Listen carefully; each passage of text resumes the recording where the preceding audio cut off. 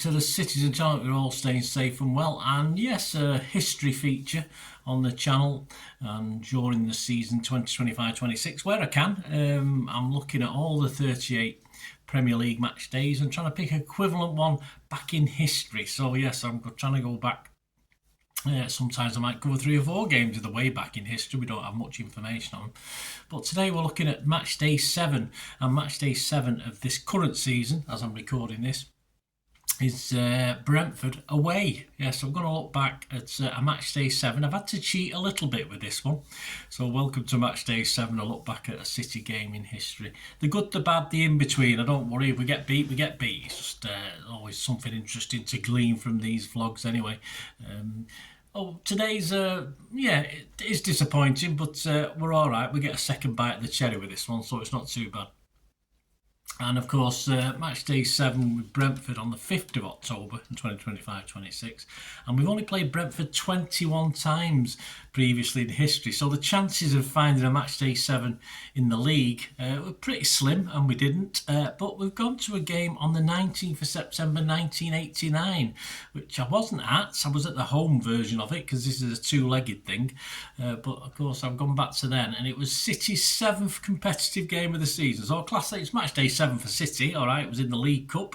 It was in the Littlewoods Cup, it was called at the time. Yes, had a few machinations, of course, over time. So we're going to have a look at that, and it was an interesting time to be a City fan. Again, it was a season of celebration for City fans. A result in this season sort of kept us bubbling for many, many years afterwards. And we visited Brentford in the Littlewoods Cup for a second round first leg game. We would be grateful of the return leg, of course. Well, let's have a look, please, before I go on to have a look at this and look at City and Brentford at that time. Please give that like button a push, guys. That'll be much appreciated. Subscribe if you've not already done so. A bit of work goes into these. It's always nice to get likes, so if you can smash that button, it'll be very appreciated. Right, City and Brentford in 1989-90. Yes, well, I remember it so well. Of course, I'm 30 years old at the time, so still in my prime. I'm still in my prime now, aren't I? Probably not. Anyway, Brentford was actually celebrating their centenary season, and Brentford's manager at the time was Tottenham's 1981 FA Cup winning captain, so not a popular with the City fans, of course, Steve Perryman. And Brentford sat in the 3rd tier of English football and was sadly, after 5 league games, in the relegation zone. Yeah, they had 2 draws and 3 losses, but they progressed in the League Cup to play us with a round 1 2-legged win over Brighton, 4-1 on aggregate, which was a good result as Brighton were actually in a division above them. Their last home game before the visit of mighty Manchester City was a 1-0 loss to the also mighty Bury. Yes, this is where we're coming out with this one. And as far as our Blues and Mel Machin's boys, we'd not started so well ourselves in the first division. And after 6 games, we were 3rd bottom, so we were struggling. We had defeats against Liverpool, Southampton, Coventry and Wimbledon, a draw with Spurs, and our only win was against Queen's Park Rangers. We just had 4 points. Steve Redmond had been our standout player of the season so far. With 3 out of 6 City games, he got the Man of the Match, City's Man of the Match award, and he would get his 4th in this trip to Griffin Park, of course, where Brentford were based. The day of the game, the matchday programme cost the princely sum of £1, and Brentford's sponsor was, KLM. That's not a bad sponsor, was it? The game itself, an attendance of 6,065. That was their biggest of the season so far. Interesting, the referee, actually, not a guy I remember too well. He didn't referee City that much.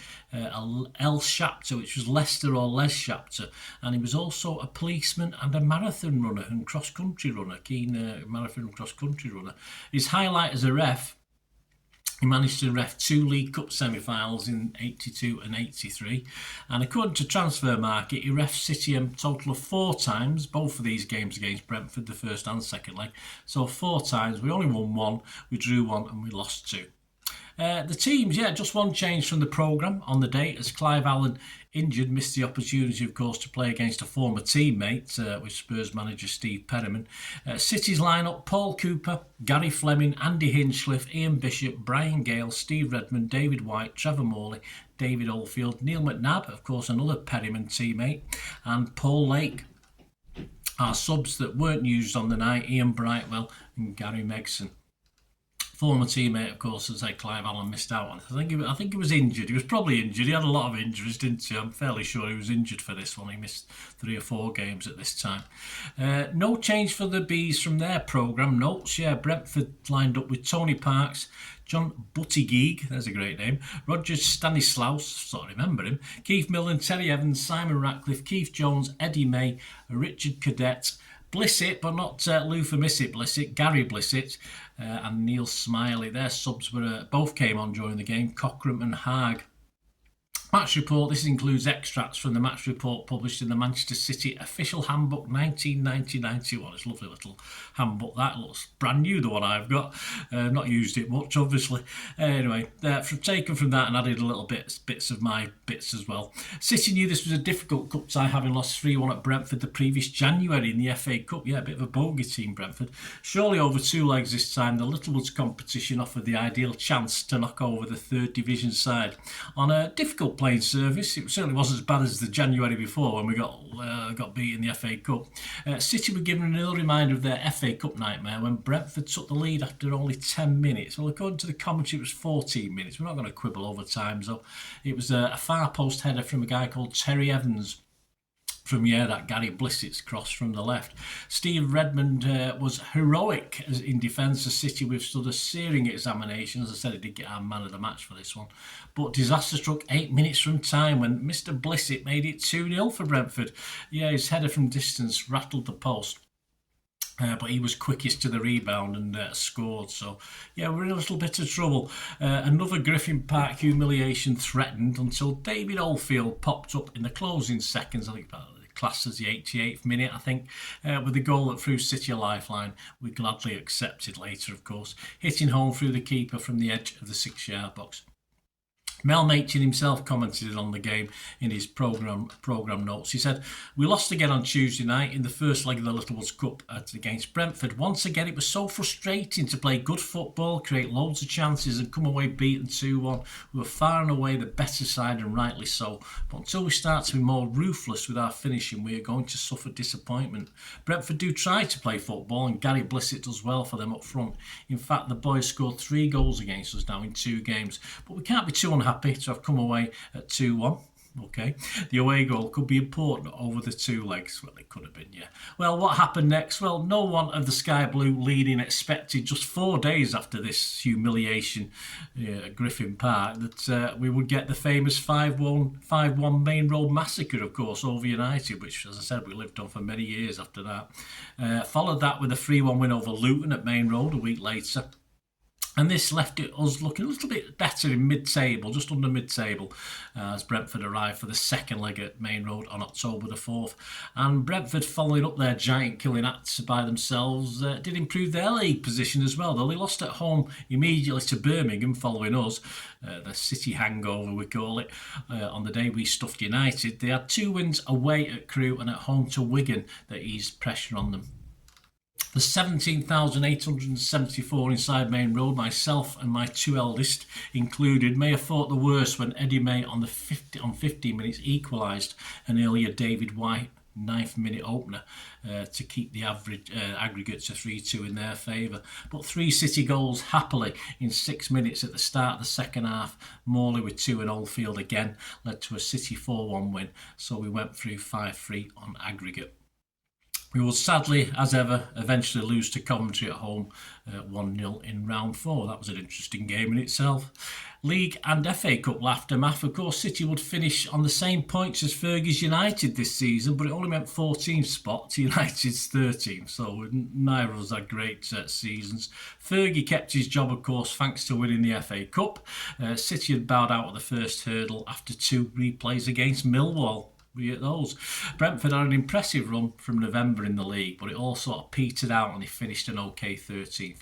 But it was actually their worst showing in 5 seasons. And even worse was to follow for Brentford because just a week or 2 before the following season started, Steve Perryman resigned to join Watford. So it was bad news for them. Yeah, before we go, a little feature a lot of people like. What was happening back in the UK away from football in 1989? This will test your memories if you were around at the time and stuff that I think, oh yeah, we did that. Yeah, I remember that. I remember this. Well, in mid-September, men and women were on strike, and ambulance men and women were on strike. And this strike would last over 5 months. The British Army, police, volunteer ambulance crews took up most of the slack as best they could. But I think some ambulance crews were still working in London as well. Scabs, I think they were probably called at the time. Anyway, so that wasn't great. I remember the Green Goddesses, but I say that they kept reappearing on and off as the ambulancemen seemed to have a few strikes, didn't they, during those times. The night before this first leg, Chris Eubank was celebrating, yes, not a win in the boxing ring, but the birth of Chris Eubank Jr.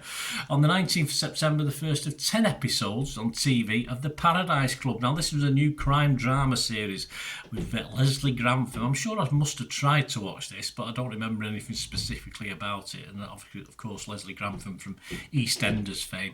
He got another 10 episode series the following year before being cancelled. So it couldn't have been that good, but I'm not going to go back and watch an episode. Let me know if you like The Paradise Club. Ride on Time from Black Box was number 1 in the singles chart. It remained number 1 for 6 weeks. And you know me and cinema. Well, in films, See No Evil, Hear No Evil had taken top spot at this time in the year at the box office from Batman. Yes, took over that.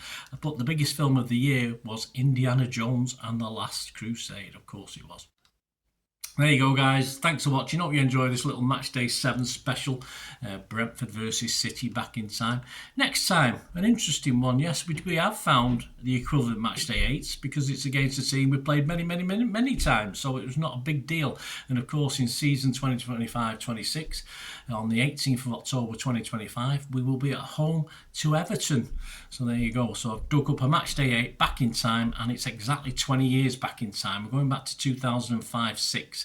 An interesting time personally for me, not a great time in fairness, and it's a time I will admit this now, I wasn't attending many games but I will explain that in the vlog anyway, because of personal circumstances. But there's lots of information, lots of history that I've learned since, of course, about that game and about that season, which, as I say, I was still a City fan. Of course I was, I just couldn't get to many games. Anyway, so we'll have a look at that, Match Day 8. And it was David Moyes' Everton, of course, so the first time round. He's back there now again as I'm recording this, so we'll have a look at that. So I hope you can join me for that. And of course, any members of this 89-90 season, did you go to Brentford, etc., etc.? It'd be great to hear from you. Please, guys, if you do enjoy the content and you want to help support this channel going forward, I'm always appreciative of that. If you can, or you just want to contact me, there are ways of doing it. And just to find out ways you can get in touch with the channel or help the channel, just stay watching and listening. Thanks for that, guys. Hope you enjoyed the feature anyway, and please, if you can, give us a thumbs up, give us a like, that'd be wonderful. And if you're not already a subscriber, it'd be great if you could subscribe. It's absolutely free. Also, check out all my social media links. They'll be in the description and comments below if you want to follow me on TikTok, Instagram, X, Facebook. We can chat on there and do all things City, of course. Also, if you're into film and TV, don't forget, a lot of this channel is film and TV stuff. I love me film and TV like I do City. So if you're into that, have a look. Or if you know someone who might not be that bothered about the football but likes film and TV, give them a kick in my direction. I'll be very grateful. And special thanks as ever to supporters of the channel. Piat6505, they've got a little eBay shop selling film and TV memorabilia mainly, including books, magazines, posters, lots of posters, and they do have some City stuff as well that they've purloined off me over time, so there'll be a few bits and pieces, probably more going on as well. So have a look at Piat6505 on eBay. And yes, if you do go onto eBay, and if you remember, we do have memberships, 99p a month. You get early access to all my vlogs, so as soon as I do them, you get them. Sometimes it could be months before they're published generally, so a lot of the history stuff, so you have access, the membership gives you access to that. It gives you 10% extra off at Piat6505 if you want to buy any of that memorabilia, so that you can actually gain that from being a member and support the channel. That's a great way of supporting the channel, of course, like watching the ads on the original thing that you've seen now, my original feature. That'd be fantastic. So yeah, also before we go, podcasts. If you like your podcasts, I do a podcast with Mike Long in South Korea. It's called Bolt from the Blue in our 8th season. Yeah, we've had some good fun on there. We're trying to have a bit of humour, generally look at City's games as and when we play them, have a look back. So please check out that. It's on Soundcloud, Spotify, all good places you get your podcasts from. There you go, guys. Thanks for watching. Hope you enjoyed everything about this feature, and you didn't mind me asking you about this at the end. And please, all I ever ask for you is to stay safe, everyone, especially you Blues.